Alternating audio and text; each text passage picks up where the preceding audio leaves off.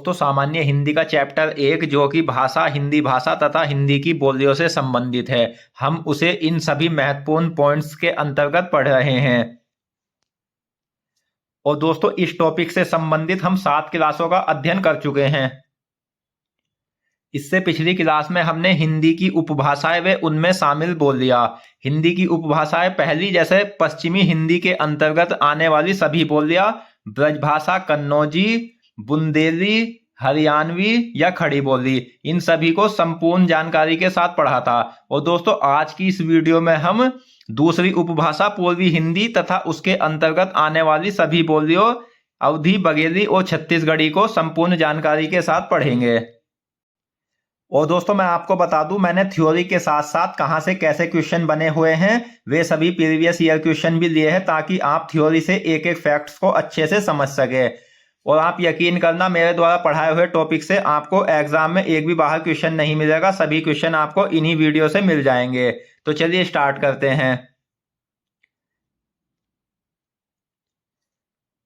पूर्वी हिंदी या पूर्वी उपभाषा, ये हिंदी भाषा के अंतर्गत आने वाली उपभाषाओं के दूसरी उपभाषा है। पूर्वी हिंदी क्षेत्र में हिंदी की 3 बोलियां आती है। कौन कौन सी है? अवधी, बघेली और छत्तीसगढ़ी। दोस्तों पूर्वी हिंदी के अंतर्गत 3 बोलियां आती है, अवधी, बघेली और छत्तीसगढ़ी। यह आपको याद रखना है। और यहां से कैसे क्वेश्चन बनते हैं?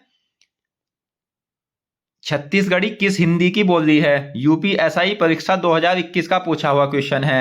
तो इस क्वेश्चन का राइट आंसर है ऑप्शन डी, पूर्वी हिंदी। छत्तीसगढ़ी पूर्वी हिंदी के अंतर्गत आती है। इस प्रकार से एग्जाम में यहां से क्वेश्चन पूछे जाते हैं।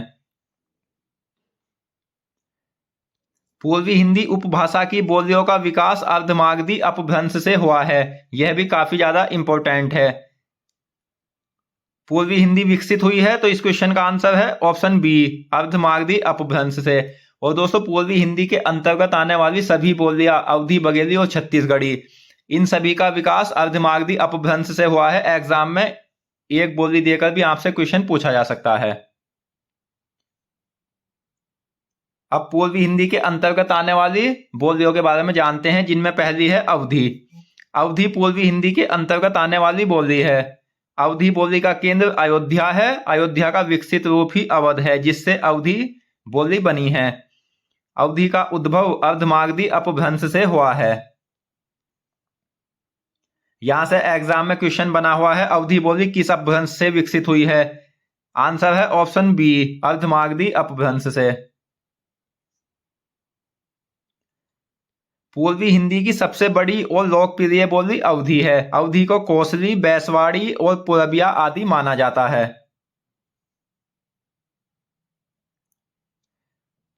अब हम अवधी की उपबोली के बारे में जान लेते हैं। अवधी की अन्य उपबोली बैसवाड़ी, मिर्जापुरी, बनोगी, बिहारी, पूर्वी उत्तरी और पूर्वी है। अवधी की प्रसिद्ध उपबोली काकांडी है। अब हम अवधी बोली की प्रमुख रचनाएं के बारे में जानते हैं, जिनमें पहली है पद्मावत। यहां से भी एग्जाम में क्वेश्चन बने हुए हैं और काफी ज्यादा महत्वपूर्ण रचना है। पद्मावत के रचनाकार मलिक मोहम्मद जायसी है। पद्मावत ठेठ अवधी भाषा में लिखा गया है। दूसरी है रामचरितमानस। रामचरितमानस तुलसीदास द्वारा रचित ग्रंथ है, जो परिष्कृत अवधी साहित्यिक अवधि में लिखा गया है। रामचरितमानस को ही अवधी भाषा का सर्वप्रसिद्ध महाकाव्य माना गया है। यहां से एग्जाम में क्वेश्चन भी आया हुआ है, रामचरितमानस की भाषा क्या है? आपका आंसर है option A, Awadhi. Next question UP C set exam 2019 में ही पूछा हुआ है, रामचरितमानस की भाषा रचना किस भाषा में हुई है? तो ये हुई है ऑप्शन सी, अवधी भाषा में। जायसी ने अवधी भाषा के सरल एवं साधारण रूप को अपनाया था। देश के बाहर फिजी में अवधी बोलने वालों की संख्या अच्छी खासी है। प्रबंध काव्य परंपरा का विशेष रूप से अवधी में विकास हुआ है, तथा सूफी काव्य राम भक्ति की रचना भी अवधी में हुई है। यह भी आपको याद रखना है। अवधी उत्तर कौशल की बोली है। अवधी में साहित्य और लोक साहित्य दोनों मिलते हैं। अवधी बोलने वालों की संख्या लगभग 2 करोड़ है और अवधी मुख्यतः अकारांत बोली है। अवधी उकार बहुला तथा उदासीन आकार बहुला बोली है। यहां से एग्जाम में क्वेश्चन भी आया हुआ है, यूपी पीजीटी हिंदी एग्जाम 2009 का पूछा हुआ क्वेश्चन है। उकार बहुला बोली मानी जाती है, तो ये मानी जाती है ऑप्शन ए अवधी।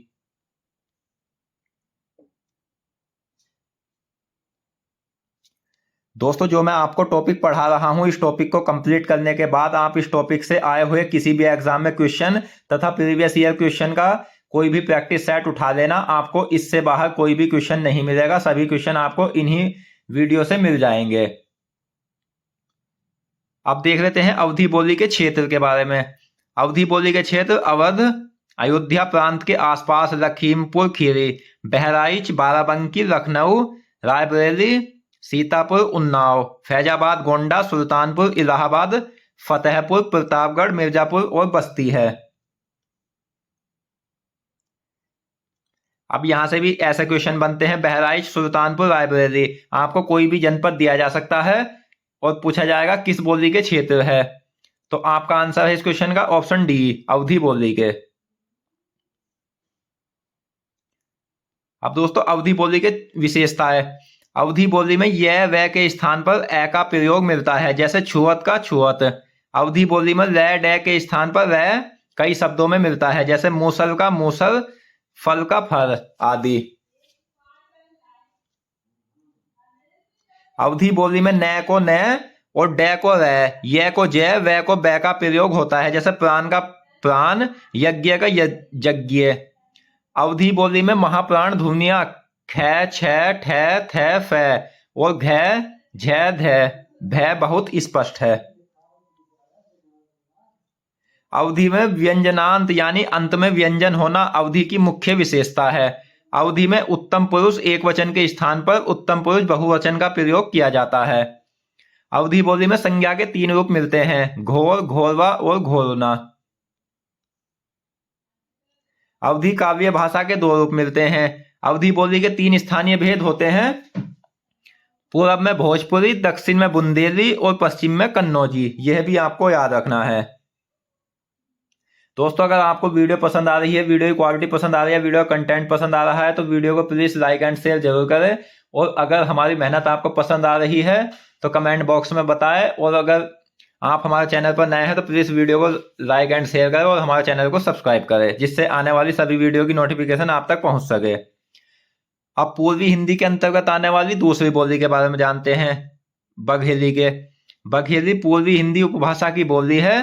इसका विकास अर्धमागधी अपभ्रंश से हुआ है। बघेली राजपूतों के आधार पर रीवा तथा आसपास का इलाका बघेलखंड कहलाता है और वहां की बोली बघेलखंडी या बघेली होती है। बघेली को अवधी की एक उपबोली माना गया है, इसलिए बघेली को दक्षिणी अवधी कहा गया है।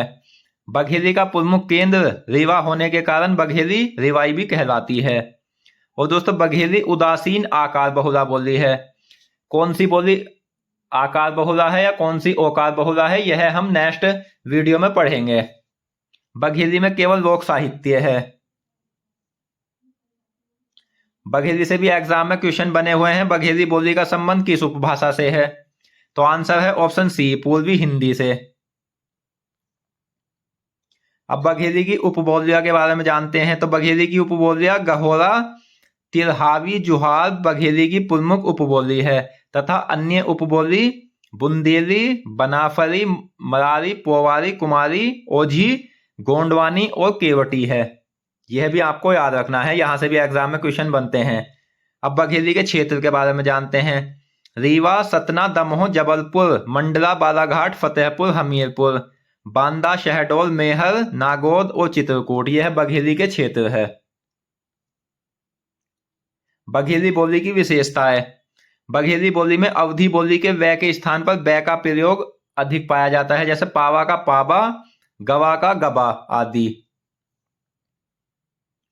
बघेली बोली में अवधी बोली के हस्व ओ का व और ओ का वा हो जाता है, जैसे मोर का म्यार, होश का ह्रास आदि।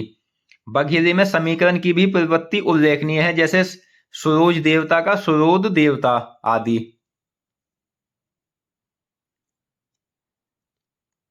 अब हम पूर्वी हिंदी के अंतर्गत आने वाली अंतिम बोली जो छत्तीसगढ़ी है उसके बारे में जानते हैं। तो छत्तीसगढ़ी बोली का मुख्य केंद्र छत्तीसगढ़ होने के कारण इस बोली का नाम छत्तीसगढ़ी पड़ा।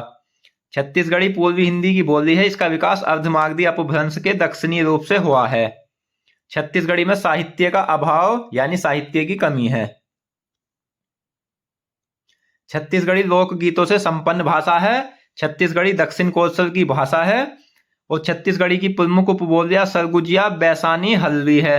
अन्य उपबोलियां सदरी कोरबा, बिझवारी, कगला, मुलिया, सतनामी, कांकेरी, बिलासपुर और हल्की है।